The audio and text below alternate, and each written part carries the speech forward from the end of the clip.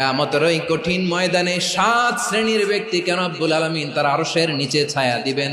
তার মধ্যে প্রথম শ্রেণীর ব্যক্তি হলো ইমামুন আদিল, যে ইনসাফের সাথে বিচার করে, যে জাস্টিস সমাজে সার্ভ করে, যে সুশাসন নিশ্চিত করে, ওই ইমামুন আদিল। আদিল শব্দটা বুঝছেন না? ইন্নাল্লাহা ইয়া'মুরু বিল আদল, পাইছেন? আদিল।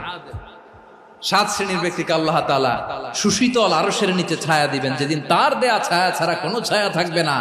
এর প্রথম হচ্ছে ইমামুন আদিল, ন্যায়পরায়ণ শাসক। চিল্লায় বলেন সুবহানাল্লাহ।